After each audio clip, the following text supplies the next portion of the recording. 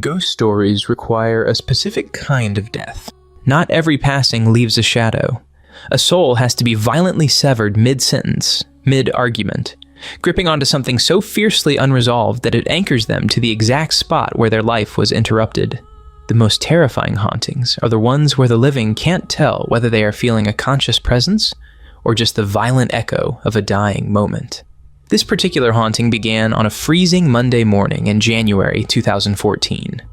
Phil Brooks dragged his broken body into his employer's office and whispered that he was done. His body was failing. A herniated disc, bones grinding on bones, broken ribs, a lingering concussion from 2 nights prior that had been completely ignored, and beneath the skin, a rotting staph infection on his lower back, a mass of decaying tissue the company doctor had dismissed as a fatty deposit for 3 agonizing months. They fed him pills that merely masked the rot, leaving his physical vessel failing, consumed from the inside out by a poison he was never equipped to fight. So he walked out of that concrete building. He got into a car, and he vanished into the cold. CM Punk died that morning, but the phantom never left the arena. It seeped deep into the floorboards. It rose through the suffocating air, infecting the crowd, mutating into a 3-syllable hex.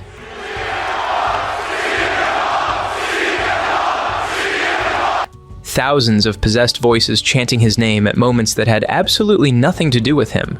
Unprompted, uncontrollable. A starving poltergeist, desperately searching for its host. For 7 hollow years, it drifted from arena to arena. A disembodied parasite, borrowing the bodies of other men, feeding on the bitter energy of the living. Then, Phil Brooks made the mistake of walking back through the curtain. The ghost has found its vessel, and it has been slowly consuming him from the inside out ever since. Before the ghost, there was a man, and before the man, there was a car in Lockport, Illinois. Phil Brooks was 8 years old, coming home from a Little League game, when his father started vomiting at the wheel. For one terrifying moment, the boy was certain his father was dying, the specific terror of a child who has not yet learned the taxonomy of adult dysfunction and can only read the symptoms without the diagnosis. I remember one time my dad being extremely late to pick me up, and he picked me up in his work van. He's an electrician. I remember driving home. He's throwing up the whole time. He's just driving. I was a kid. I didn't know anything about anything. I just remember getting on my bike when I got home, just in tears. Please don't let it be cancer. Please don't let it be cancer. Because I didn't know. When he finally understood what the monster actually was, he tattooed the exorcism across his knuckles years later. Drug-free. His entire philosophy in 2 words, etched into the bone that makes contact when you throw a punch. His mother's bipolar disorder went untreated until it became a weapon against him. His brother stole money from the backyard wrestling promotion they built together as teenagers. The one pure thing Phil Brooks had constructed from nothing that was entirely his own. He found out. He filed the paperwork. He made the excisions. By his early 20s, he had arrived at a cold, dead conclusion. Blood had proven cursed. So he tore down the traditional idea of family and resurrected it from scratch. Then he walked into the world of professional wrestling, dragging a lifetime of ghosts behind him. And there, he found the one artifact that could turn raw anger into a haunting: the microphone. He was extraordinary with it in the way very few performers in any medium are extraordinary. Audiences could hear something bleeding underneath the words, and the combination made him impossible to dismiss. The anger was real. The grievances were documented. The contempt was venomous. He built all of it in the shadows. IWA Mid-South, North WA Midwest, Border City Wrestling, promotions running out of bingo halls and armories in front of crowds that arrived in triple digits on a good night. He was performing complete possessions. The straight-edge zealot, the wronged man, the voice that named what the room was already terrified to think. For 40 people in warehouses that smelled like cold floor wax and rusted folding chairs, with nobody watching who mattered. The myth of Second City Saint was being assembled in buildings history would never record.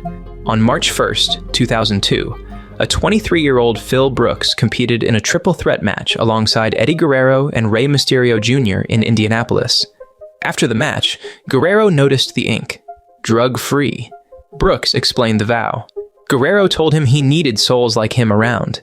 a dying master of the craft telling a young wrestler that his sobriety was a lifeline for someone else's survival. The mythology of CM Punk quietly breathes its first breath there, in a desolate parking lot in Indiana that nobody filmed. Ring of Honor gave him the room to become CM Punk in full.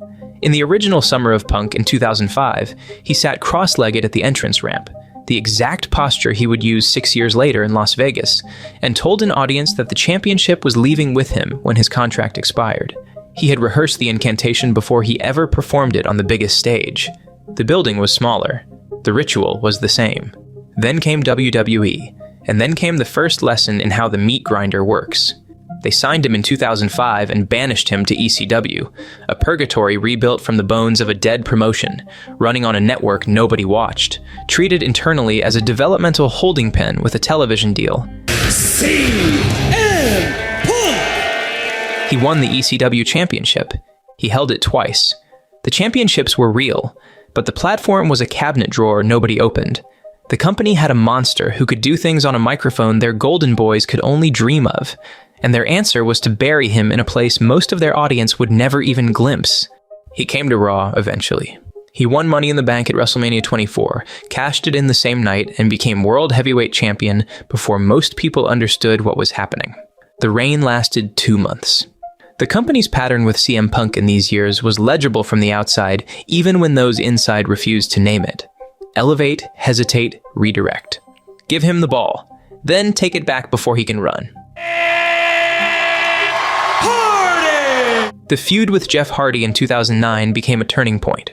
Hardy was beloved, the daredevil, the crowd's chosen, the performer who made arenas feel like they loved him personally.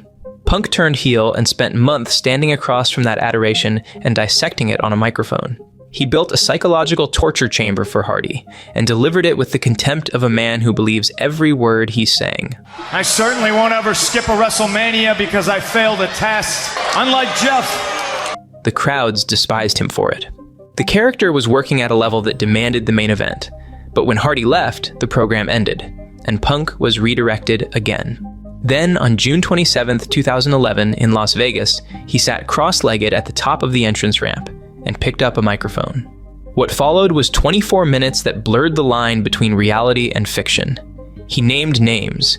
He cited contracts. I don't know if you're as good as Dwayne, though he's a pretty good ass kisser. Because before I leave in 3 weeks with your WWE Championship, I have a lot of things I want to get off my chest. He said the things that everyone inside that building had been thinking for years, and nobody had been permitted to say out loud.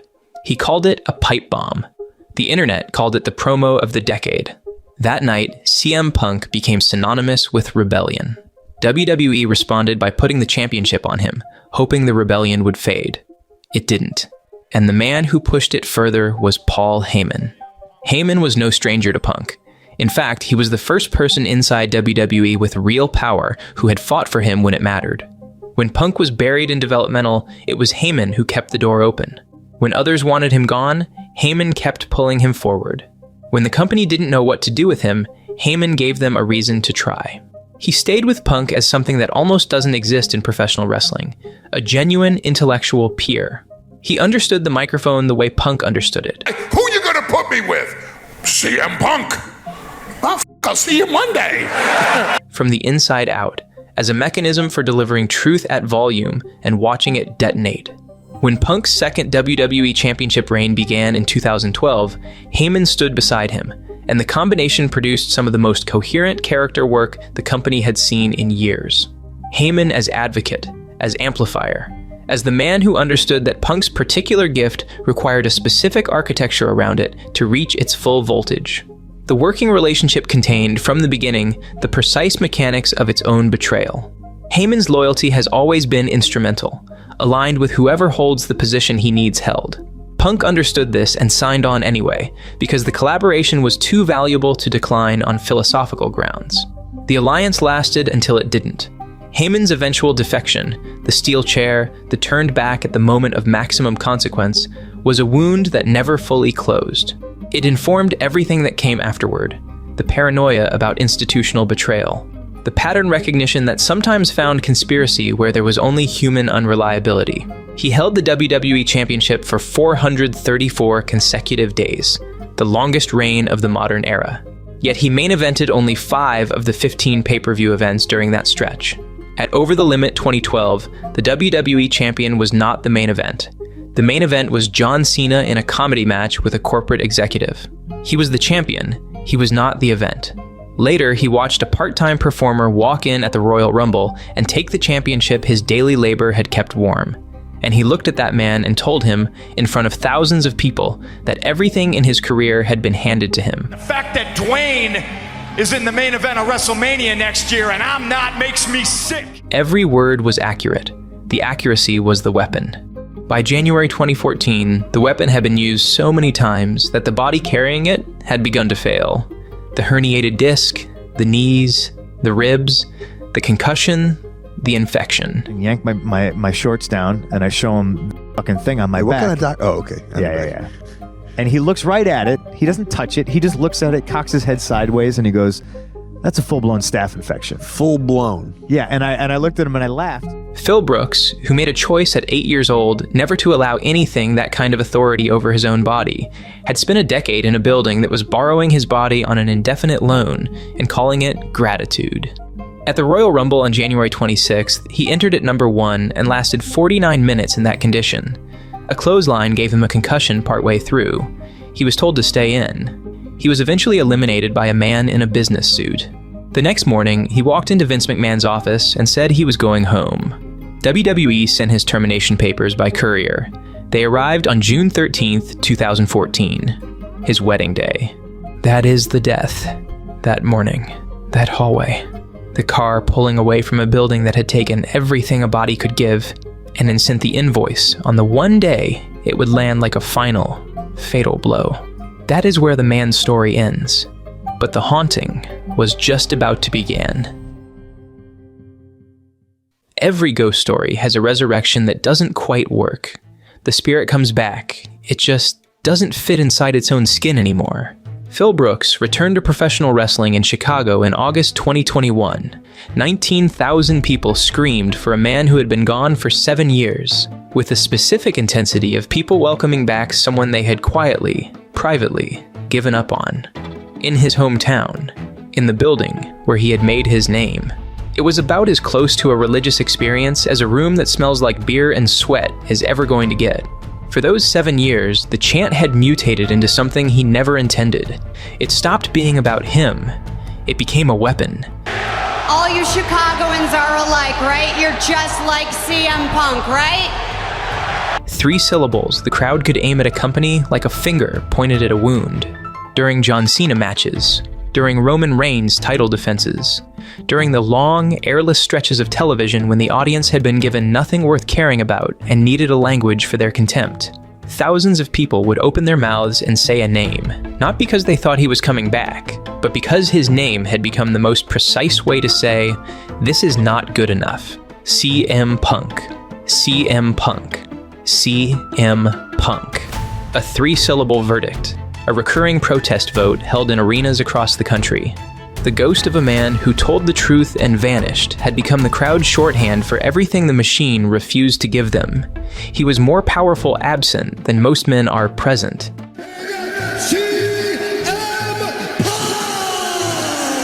He signed with the UFC and spent 2 years at Rufus Port Academy in Milwaukee. Boxing, jiu-jitsu, Muay Thai, back surgery. I just had back surgery. The full, unglamorous infrastructure of a sport that accepts neither preparation gaps nor narrative momentum as substitutes for physical reality. He entered the octagon at 37 with no professional record. He went winless in 2 fights. He has said his biggest regret about MMA was starting too late. That sentence is worth holding for a moment, because he would have gone anyway. He was always going to go. The outcome was never really the point.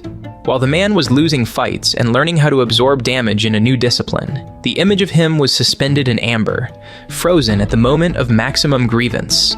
He couldn't disappoint anyone with a bad promo or a weak match or a booking decision the internet disagreed with at 11 o'clock on a Tuesday night. Because he was preserved, sitting cross-legged on that stage, speaking in complete sentences about things no one was supposed to say out loud, paying for it, and then simply not being there anymore. The longer he stayed gone, the more perfect he became. Absence, it turns out, is its own. He signed with All Elite Wrestling, a company that existed in measurable part because the spark he struck in 2011 had never fully gone out. It just traveled underground for a decade until it found oxygen. I'm reminded about a man who once sat on a stage just like that, looked in a ring just like this, and he gave one of the most important addresses in the history of our sport. It was the first hint of a revolution. I am talking about CM Punk and the Pipebomb. AEW was that oxygen. It was built, in spirit if not in direct lineage, from the same rage at the same machine that had produced the Pipebomb in the first place. And now that company was handing him a microphone, a main event slot, and the creative autonomy he had spent his entire career treating as a non-negotiable.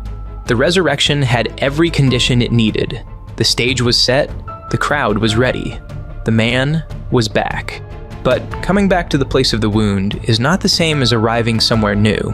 The wound is the architecture, the whole identity, the anger, the language, the positioning, the moral authority. It's all organized around the wound. And when you return to a world where the wound no longer exists in its original form, you don't suddenly become a different person. You find a new wound. Or you manufacture one. Because without it, you don't know what you are. In AEW, there was no Vince McMahon. No glass ceiling to map in real time. No machine vast enough to name on a live microphone in a way that made people feel like they were witnessing something genuinely dangerous. What there was instead?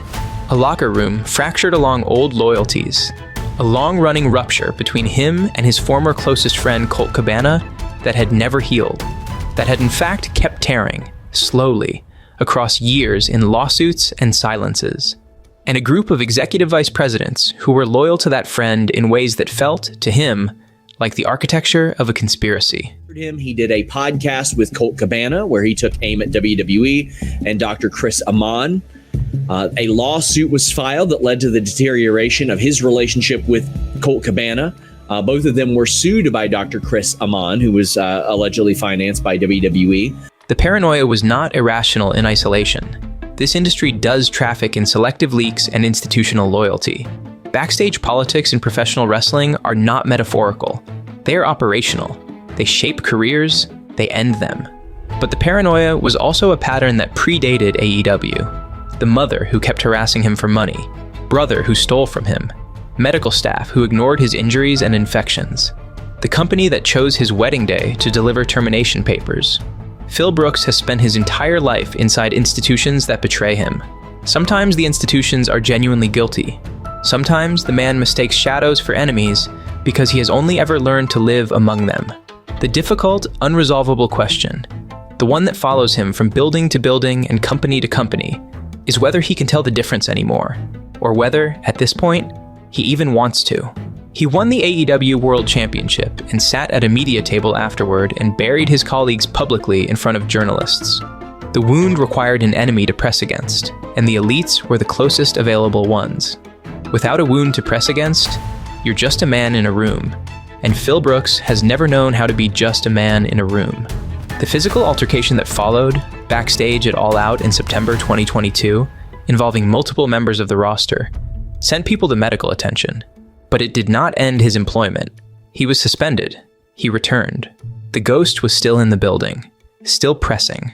And Phil Brooks, the man who had walked away from WWE because he refused to let an institution consume him, was now locked in a deteriorating relationship with an owner who had begun to see him as a liability. Tony Khan had given him the keys. Now, he was watching him use them to break the windows. A year later, at All In London in August 2023, there was another incident, another backstage confrontation, this one with Jack Perry. And this one did not end in a suspension. In the interview afterward, he described his own conduct in the minimum available vocabulary. I didn't punch anybody. I just choked somebody a little bit. The first resurrection did not take. What came back was close enough to produce the reaction, to sell the tickets, to to produce the moments. And it did produce them, genuinely. The heat of the original had come from specific, verifiable truth delivered to an audience that could feel the difference between authentic rage and manufactured rage. What returned to AEW in 2021 looked like that, moved like that, sometimes even sounded like it. But CM Punk is a ghost, and spirits don't come back to make peace. They come back to collect a debt. Phil Brooks thought he had outrun it. What he didn't realize was that it was already living inside of him. AEW thought they could contain it. They gave it its own show, its own night, its own walls. But no walls are thick enough to contain something like this, especially when it has already found its perfect vessel. Here is what a ghost cannot do. A ghost cannot feel a torn triceps. A ghost cannot feel a herniated disc. A ghost cannot feel 49 minutes in a Royal Rumble on broken ribs with a concussion building behind its eyes. But Phil Brooks can feel all of those things. The Body is a documentary. 25 years of physical evidence that the man inside it kept showing up regardless of what the showing up cost. This part of the story does not belong to CM Punk at all. CM Punk is a character built for the microphone, for the promo, for the controlled demolition of an argument on live television. Frictionless in performance, devastating in a sentence. The Body is the other man's contribution, the one who does not get the chants, does not get the iconography, does not get the cross-legged mythology. He has described the effects of CTE, the brain damage that builds from years of concussive impact, with the tone of a man describing weather in a city he used to live in. Familiar, slightly regrettable. He has described vomiting every night on a European tour. I'm on all fours after every match, and I'm either puking for real or I'm just dry heaving because I don't have anything in my stomach. And the antibiotics that fix the symptoms without touching the infection underneath. Everybody watch SmackDown because I hit my pants. That's right. He has described soiling himself on live television the way someone describes a bad commute. These are not performances of stoicism. They are the natural register of a person for whom the body's suffering has been constant long enough that dramatic vocabulary no longer fits. CM Punk has never been short of dramatic vocabulary. It is the body that runs out of it first. At the 2024 Royal Rumble, his first major match after returning to WWE, he tore his right triceps during the match itself. He finished the match. He went to surgery. He healed. He came back and fought Drew McIntyre in a brutal, bloody Hell in a Cell. The body does not know that CM Punk is long gone. Nobody told it. It keeps showing up. It keeps absorbing the damage. It keeps healing in the crooked way that bodies heal after enough accumulated punishment. But ghosts are frozen. The CM Punk that 19,000 people screamed for was the one who disappeared in 2014. He was young enough to be reckless, wronged enough to be dangerous, with a specific enemy vast enough to justify the anger. The wound made it. The machine made it. The suppression made it.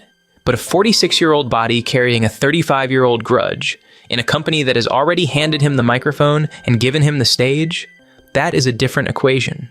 The rage still works, but something underneath it has shifted, in the way that something always shifts when the thing you were fighting finally opens the door and lets you in. This is what haunts the haunting. The ghost wears the body, but the body has its own logic, its own memory, its own refusal to stop. It climbs back up every time it is knocked down. Not because the character requires it, not because the performance demands it, but because the man made a decision at age 8 in a car in Lockport, Illinois, and has not yet found a reason to revise it. The body is the proof that the man is still in there, somewhere behind the performance, somewhere underneath the ghost. And the body is the only honest thing about him that is left. The second resurrection was different from the first. In November 2023, Phil Brooks walked through a curtain in Chicago and came back to the company that had mailed him termination papers on his wedding day. The crowd made the noise it always makes when something it has stopped believing possible suddenly happens. The held breath, the shaking walls, the specific quality of disbelief converting to sound. But something was different in the building he came back to. Paul Levesque, Triple H, the man Brooks had spent years naming as a political operative who suppressed his momentum, was now running creative. On the night of the return, Levesque walked up to him backstage with a scripted promo in his hands, looked at it, crumpled it, threw it away. "Nobody here has ever seen you hold a script," he said. "You're CM Punk. Just go out there and talk to the people." Phil Brooks has told this story with audible relief. The relief is the most revealing thing about it. Everything he had demanded, the creative autonomy, the institutional trust, the room to be CM Punk rather than a corporate approximation of him, those conditions now existed. Because time had passed.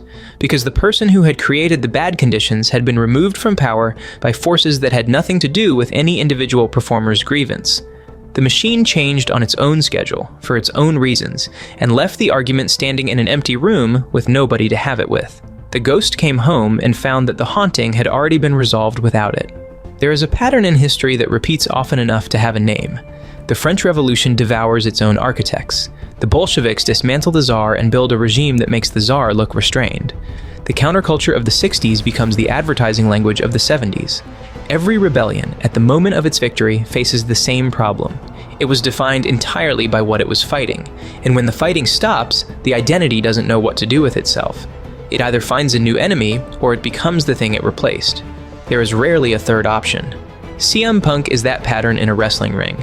The identity was built as opposition, the outsider who saw through the scaffolding, the voice that named what everyone else was paid to ignore. He spent years describing in precise and angry detail the institutional conditions that prevented him from doing his best work. He left. He was gone for nearly a decade. He came back and found the conditions he had demanded through the simple erosion of the problem. The rebel won by outlasting the thing he was rebelling against. Paul Heyman called 2026 the year CM Punk got to cash in all his rebel chips. He said the rebel forces won. He said the rebel is now the establishment. Read that sentence twice. The corporate machine that once suppressed him now trusts him to anchor a $5 billion streaming deal. The man who said he was the voice of the voiceless now has the loudest microphone in the building, and he has used that microphone to perform in Riyadh. In January 2020, before the return, before the resurrection, he told The Miz on Twitter to go suck a blood money in Saudi Arabia. The tweet was profane. It was also precise. It named the thing WWE had spent considerable resources asking everyone not to name. In June 2025, at the Night of Champions kickoff show in Riyadh, CM Punk stood in front of a Saudi crowd that was booing him and apologized. Maybe I woke up and I was crabby and I wrote a mean tweet to The Miz. I really apologize to you and of Saudi Arabia. He did not mention the blood money. The man who built an identity on saying the thing nobody was paid to say stood in the country he once named by name. I am not perfect by any means. And explained that the naming had been a mood, a bad morning, a lesson learned. The Pipebomb, it turned out, had an expiration date, and the expiration date was whenever the calendar said Riyadh. The ghost got everything it wanted. That is the most terrifying ending of all. By the time CM Punk wins the World Heavyweight Championship at SummerSlam 2025, defeating Gunther in a match in front of 60,000 people, he is 46 years old and the undisputed face of Monday Night Raw on Netflix, a platform that paid $5 billion for the rights to broadcast him. Seth Rollins cashed in. The reign lasted 5 minutes and 9 seconds. He came back from it. He won the vacant title. He became the anchor of the Netflix era without issuing a single pipe bomb. So what does CM Punk do with that? He performs. He defends the championship on Netflix. He sells out the United Center.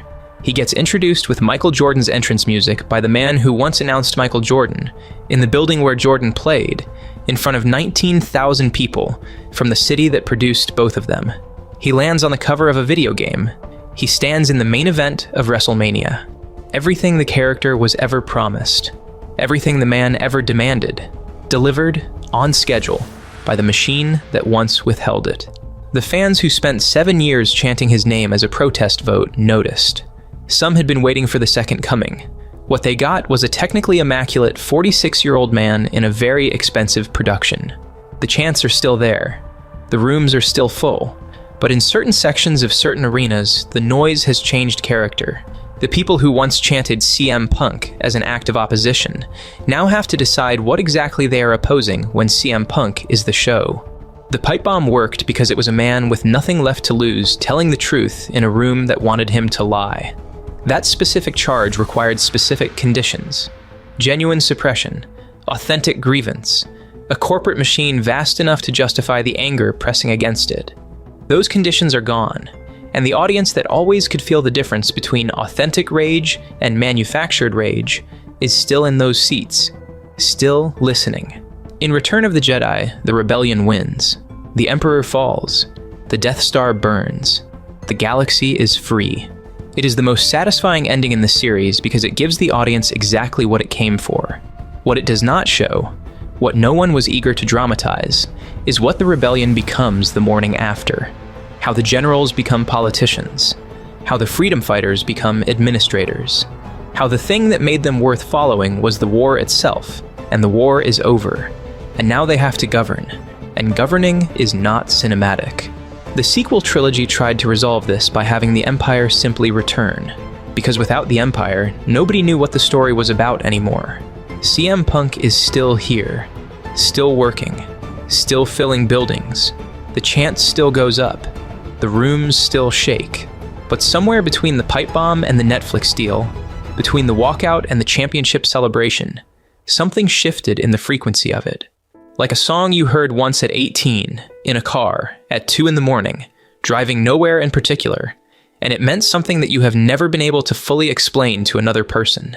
You hear it now in a supermarket, between the announcements about discounts on bread. It is the same song, same melody, same lyrics, but you are not the same person. The car is gone, and you can never get back to the version of yourself that heard it for the first time. Neither can he. There is an old argument about ghosts, about why they stay anchored to the place of the wound, rather than moving on to wherever the wound is no longer relevant. The argument is usually that the ghost doesn't know it's dead. Phil Brooks knows exactly what died in that hallway in January 2014. He knows the version of CM Punk that made audiences genuinely uncertain whether they were watching truth or television. He knows that version is gone. He knows what he is doing when he walks out there now. He knows. But he comes back anyway. The fans calling him a hypocrite are correct on the surface. The fans calling him boring are correct in a specific way. The promos are technically sound and emotionally inert. A perfect replica of a weapon that looks right, sounds right, has all the correct components. But the room wants to hear it now, because the room paid $5 billion to hear it. That is precisely the problem. CM Punk is the ghost. The performance of the man who died in that hallway, the shape of the rage, and the authenticity that existed before January 2014 and has been imperfectly reconstructed ever since. The seance, the tribute act, the band playing its greatest song slightly off-key because the original was recorded 20 years ago and the instruments had been lost. Phil Brooks is the man who keeps carrying the ghost out in front of the audience. The man who decided at 8 years old never to lose control of his own body. Who built a chosen family out of borrowed parts because his biological one was flawed. Who delivered himself to a machine he knew was indifferent to his health for 20 years. Who got fired on his wedding day and came back anyway. The fans who have turned on him are not wrong about what they're seeing. The character has been absorbed. The rebellion has been sponsored. These are true observations, and they are true. What they miss is everything underneath the character. He married AJ Lee, who grew up in grinding poverty, who fought a locker room that spent years refusing to take her seriously, who wrote a book about living with bipolar disorder with a title that is a reclamation and a punchline simultaneously. She grew up with the same illness that made his childhood unsafe. He found in her the thing his mother could not provide, someone who manages the illness rather than deploying it, who names it and refuses to let it run the household unchecked. He talks about his dog Larry, who used to stand on his chest to wake him up in the morning. He has Larry's paw print tattooed on that exact spot. The night he won the World Heavyweight Championship, they went back to the hotel. No after party. Just the two of them. Pizza, ice cream, what they call a Larry pie, and the quiet of a room where the championship means exactly what it means to the two people in it. The character of CM Punk was never built for happiness. It was built for righteous suffering, for glorious defiance, for the dignity of the man who is correct in a world that refuses to acknowledge it. But Phil Brooks found happiness anyway. It cost him the purity of his mythology. He appears to be completely fine with the trade. He will not stop. He has no mechanism for stopping. You buggy-whipped arm, no-brain hillbilly. You think you can come here to the business, my business of pro wrestling, and run your mouth while you just wrote a check that your narrow ass can't cash? You want to talk about ticket sales? Do me a favor. Call up that agent that was foolish enough to shoehorn you into this business and this show and tell him to lower the ticket prices. The decision made in that car in Lockport at 8 years old was about one thing: surrender. He has never chosen it. Not to the alcoholism he grew up in. Not to the machine. Not to the staph infection. Not to the octagon. Not to the locker room. Not to the FedEx envelope. Not to the fans who have decided the character no longer means what it once meant. So he will climb back into the ring again. And he will carry the ghost out with him, the way he carries everything he has ever survived. On April 19th in Las Vegas, he will stand across from Roman Reigns and 50,000 people. Some in love with a version of him that may no longer exist. Some waiting for him to prove them right. Most somewhere complicated in between.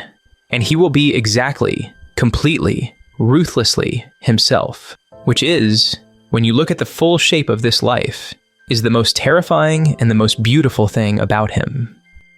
The ghost is real. It always was. But this is no longer a ghost story. Thank you for watching till the end. If you want to know how the machine that once suppressed CM Punk became the machine he now anchors, that video is on screen right now. If you enjoyed the video, leave a like and subscribe to the channel. And I'll see you in the next video.